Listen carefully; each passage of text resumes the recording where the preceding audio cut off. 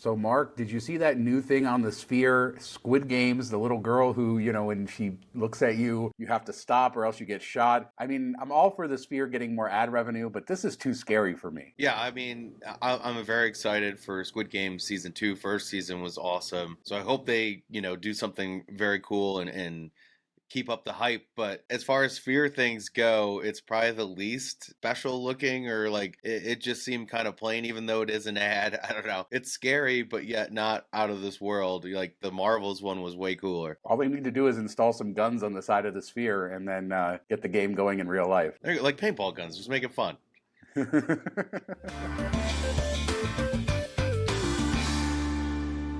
have an update on the Riviera site. That's the parcel of land in front of the convention center next to the pepper mill, just south of Fontainebleau. And it's been through a couple different phases. It was sold to a Chilean investor and that fell through. We found out why it fell through is because the land needs $6.5 million of fill in or something. I don't know what they need to do to kind of stabilize it for construction. But the LVCVA has approved the sale of this to 65 SLVB, which is a group of people who built other malls on the Strip. So they don't have to develop it till 2033. We may not see anything for a while, but this land looks like it's finally getting settled in for new owners. Another mall, just what Vegas needed. Maybe there'll be some signs, who knows, some billboards. But no, it's cool to see them, flip this fairly quickly and for a slightly higher price. And then they got to keep the $7 million from the Chilean investor. So that money's just going to roll into paying for this, for them to fill it in or whatever they need to do. But, they had to pay another year of taxes. So it's probably like a wash, just delayed a little bit, but glad to see the land getting use. And hopefully they develop it before the A's finish their stadium. The timelines kind of seem far out there, so won't know for sure for a few years. Yeah, but this is a great spot, right? Fontainebleau obviously opening, Resorts World is new. A mall could be really great there to kind of combine the properties together. They could also build a casino there potentially, although it's a very small site. But this is that frontage, that strip frontage from Riviera, so a very historic piece of Las Vegas land. And I'd love to see something there again instead of just a parking lot that nobody's ever using. Yeah, it could be like the Riviera Mall. That would be kind of cool, like use the logo, stuff like that, maybe. I thought Resorts World was a mall, though, just a big mall casino. And Fontainebleau has a mall, too, so you can connect all the malls together. We'll see. That's a project With that's way off, probably. So I am at Cosmo right now, and as people might be able to notice in the background, staying in one of their standard rooms. I'll talk about that on a future show, kind of my impressions of it and why staying in a standard room, this is the first time ever, how that's maybe changed my opinion of Cosmo just a little bit. But F1 craziness is here. We see signage going up everywhere. There's last minute construction everywhere. But most importantly, the Strip looks like a racetrack, which is sort of interesting. And I'm not going to lie, being out there, there was an energy there last night, just walking around and kind of seeing it in this transformed way. Even though all the pain we had to go through to get here, once we're here, it's actually pretty nice. Yeah, and I know we're going to talk about in a bit, like people driving down it and stuff. And that'd be kind of cool. It's like Mario Kart dodging cones and stuff. It's kind of wild. And I'm sure as the day progresses, it'll probably get worse traffic-wise as the Strip does. But it's kind of neat and a once in a lifetime type experience of you getting to drive, through an F1 track. And I think once it's lit up at night, it will look really cool. All the renderings look cool. I think the F1 building, from an aerial view with the big logo on it looks awesome. Once everybody sees it, they'll be like, wow, that does look great, but it's still a lot of pain. Yeah, there's been a lot of amazing visuals this week in the marketing coming out from it, which is interesting to see. But there has also been stories about how F1 bet big on Vegas and failed, how the tickets haven't sold the way that they wanted, how ticket prices are falling, all the stuff that we've been covering. So that's national media, national like auto media, and just mainstream media covering this. So a lot of negativity from that. But like I said, it looks great. One other interesting piece of news is the temporary bridge that they built on Flamingo to go over Koval. They're saying that they may actually make this a permanent bridge, saying that it's improved traffic flows in that area. And so maybe this is a good side effect of F1. It would affect some businesses there over on Koval, but I think having Flamingo go over all of this area would be a great thing for traffic if they built a permanent solution for this. Yeah, I mean, more bridges, more diamond exchanges, more bridges, more malls, everything Vegas people want. But no, I think if it's helping traffic, that's something that's sorely needed in the area, and we've talked about Teslas and tunnels trying to help out and how the monorail never really did it. So if a bridge here or there helps, and something you might not have thought about, but adding this short-term bridge, which is so wild that they even did. If they see a good change to the traffic flow, then I say go for it. Yeah, it's interesting how weird things come out of right field. We also got to look inside the grandstands at Bellagio, which look nice. I mean, this looks like a permanent structure, almost like a venue you would see anywhere. It doesn't look temporary. We even got to look underneath it where they put the septic tanks. One thing is they cut out part of the concrete where the trees sat, those little alcoves, in order to fit the septic tanks. So they're going to have to rebuild that. And I wonder how it's all going to look, with aging and stuff like that. But yeah, it looks very nice in there. And I think anybody in there who experiences it is going to love it. But that's just a handful of people compared to all the millions who have had to deal with the nonsense and missing out on their fountain views. Yeah, what'd they say, like 3,600 tickets for that area, I think. But it looks amazing, and it kind of blows your mind that they put it together this quickly. And the A's can't build their stadium for 42 years or whatever. But the rooftop looks cool. The dining area looks like any restaurant you'd see along the strip and stuff. So it's kind of mind blowing that it came together this quickly and they did it that well. And just goes to show, the builders that, construction workers and stuff that work in Vegas are probably some of the best in the world. They're so used to doing all this kind of crazy stuff. And, they made it come together pretty quickly. And let's not forget somebody gave their life building that grandstand there. Hopefully this race is a success. It's going to take up to 8 weeks to tear down the stuff they've said. Most of it will be down by December 7th, which is when the National Finals Rodeo is in town. And so that'll be just ahead of your trip. So I expect everything, or almost everything, will be gone. But they said up to 8 weeks for everything to be back to normal. So if you're planning your trip in, I'd say, the month after, be prepared for some pain. I think as we get to 6, 7, 8 weeks, it'll probably just be a little thing here or there. Yeah, like missing trees still, or people falling into the fountain because there's no railing there anymore. Stuff like that. Nothing major. As a reminder, our Patreon is now going. We do a weekly after show. You can watch it. You can listen to it. Patreon.com/MTM Vegas. Thanks to everybody over there for the support, and we hope to see you there. So the Housekeeping Olympics came back after a 4-year hiatus.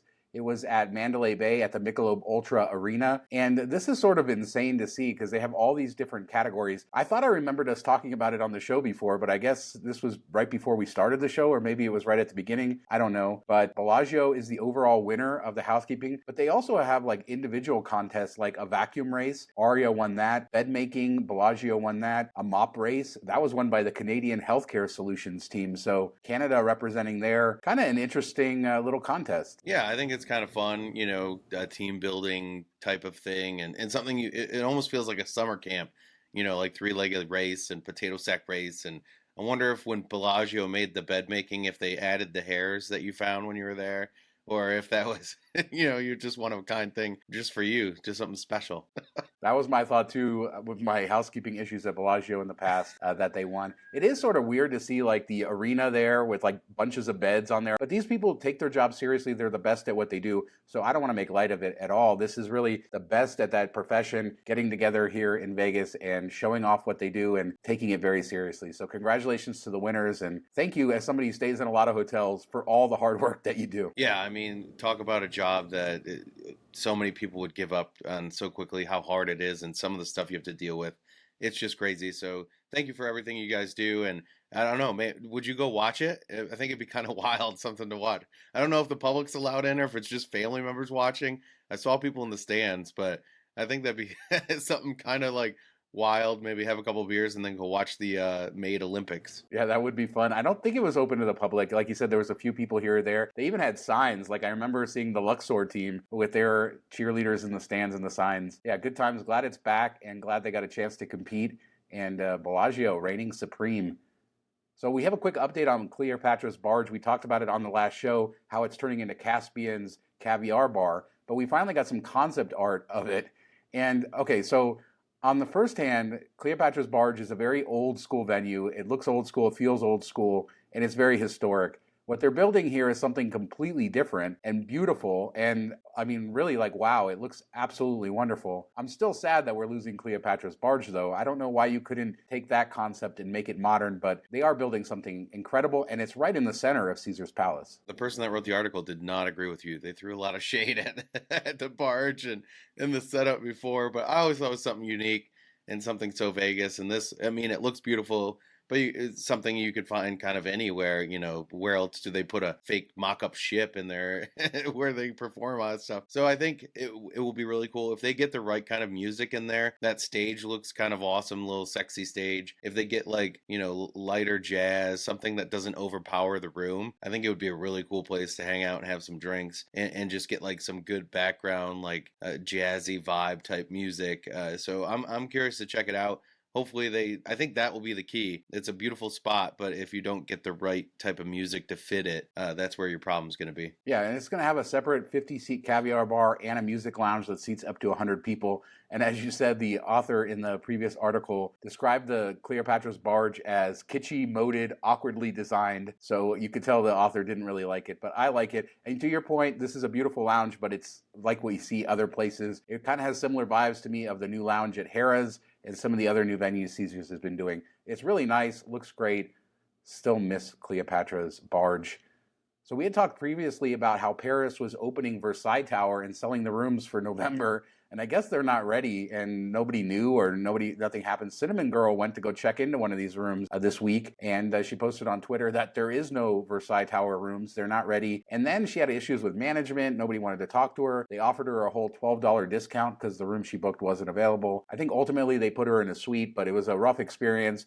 But I guess the moral of the story is don't book the Versailles Tower yet until we get a press release and confirmation that it's open. Yeah, I mean, it's kind of wild. I don't blame them. You're booking, you have an anticipated date of opening. You don't reach it, but I learned in business a long time ago. If you tell somebody up front that you're going to screw them over and then offer them something, as a workaround or like, hey, we messed up on this, but here's what we're going to do about it. They're going to take it a lot better than just not saying anything and letting them show up and then being like, well, I don't know what to tell you. Here's $12. Like, this is the same thing that happened at Resorts World when they opened and they didn't have the rooms ready for Croxford. And I was booked into it and they didn't say a word about it. They just gave me a key to the Conrad and didn't mention that I wasn't going to the Crockfords, didn't mention any compensation until I asked about it. And then it was like well, yeah, when you come back, we'll give you a suite type of thing, which, probably most people didn't take advantage of. I didn't take advantage of. So it just was a totally underwhelming experience, and especially for an opening. You wouldn't expect that, this is a tower opening. That was a hotel opening. That ruins an entire trip for people. Even if you end up getting the suite, the aggravation you had for hours and dealing with this ruins your whole trip, and it's just annoying. Tell people up front, it's not open. Here's what we're doing. We're putting you in a suite, same price. Nobody would complain. Yeah, that's the key here, right? They put her in a suite. Just do that in the first place, though. Don't make her go through multiple levels, waiting for managers, having to go to social media. Do better. Like, at some point, you have to have a culture of customer service where you understand there's something that was wrong done to the customer and you fix it. I feel like in Vegas especially, they deal with so many problems that really aren't problems that they get desensitized to it. And then when somebody has a legitimate complaint, it's very hard to get resolution because everybody is so, set in their ways. And good result here. Still would love to see those rooms. So hopefully they come online soon. And, we both love Paris. So hopefully they do better going forward. Quick update on the Strip Mall across the street from Aria and City Center. This is where the Hawaiian Marketplace was. I walked by there yesterday, but it was nighttime. I couldn't get good shots, but I got some shots from here at Cosmo. You can see the mall is really coming along. It's multi-story now, and it's still in the framing phase, but that's going to progress pretty quickly as I think it heads to an opening late next year. So, good to see progress on that, even though I know you haven't seen it, Mark, because I didn't send you the photo. Trust me, it looks good. Yeah. It's coming along. I'm just sitting here going, okay, 2 stories. Let's go.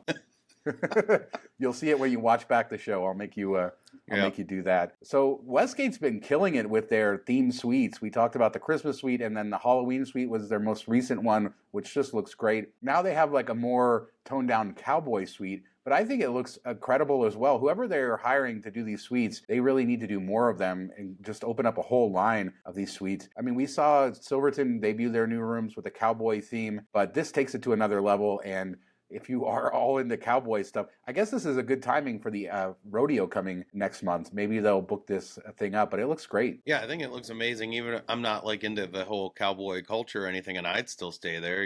Has a really cool looking bar. I love the woods throughout it, the tables, everything, the decorations, and then a pool table, all that stuff. A random saddle you can sit on when you walk into the room. Like they're doing a really good job, and it's kind of putting them on the map a little bit. Where Westgate's kind of a forgotten hotel, little corner off the strip or whatever.